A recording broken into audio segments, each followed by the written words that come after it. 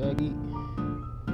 Isa pa nga pre, gusto ko lang i-flex itong bago kong kabit na MDL. Nagulat din ako na ganito siya kalakas, tapos napakamura lang niya. Tignan nyo naman. Tapos ito yung high. Putik na yun. Bulagan talaga malala. Pinagandaan ito, murang-mura lang talaga siya, as in sobrang mura lang compared dun sa MDL na unang version na nabili ko.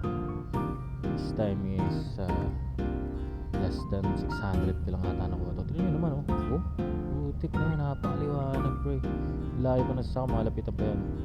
So ito pa yung high nyo.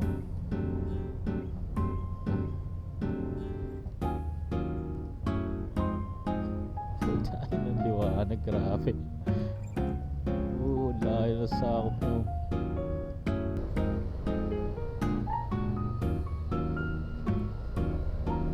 Grabe ang lakas, putik na yan.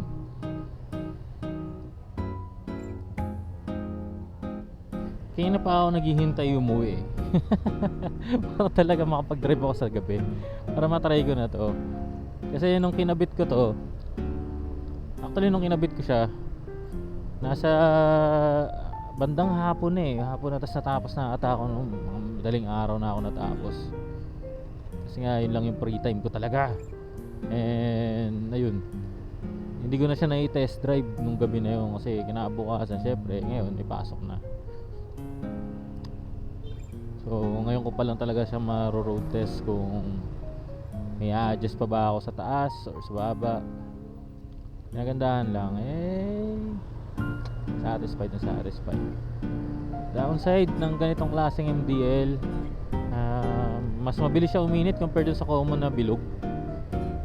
Ito iba yung init niya. Talagang hindi siya po pwedeng, ewan ko lang, siguro kung nasa traffic siguro hindi siya advisable na naka-open lang na matagal kasi baka masunog. Pero overall talaga okay na okay. Kita mo naman. So dito natin siya itatry. Dito natin siya susubukan kung gaano siya kalakas. Ewan ko, dilim ba sa camera, pero boom! Tayo na. Lakas gagi. Kitang kita ako sa may pinakadulo pa Totoo lang, nagdodoble pa ako ng MDL apat pa MDL ko para lang kita ko pa yung pinakadulo. Pero this time sapat na talaga to. Low pa lang yan low pa lang.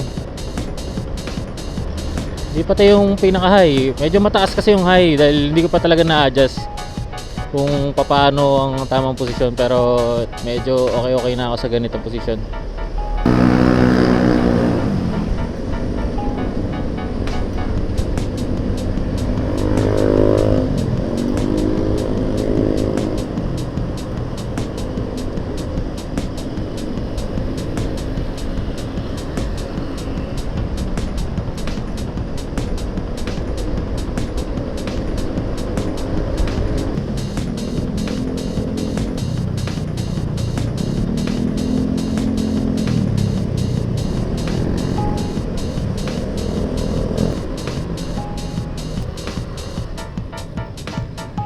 Ganito lang sana kaliwanag lahat ng street.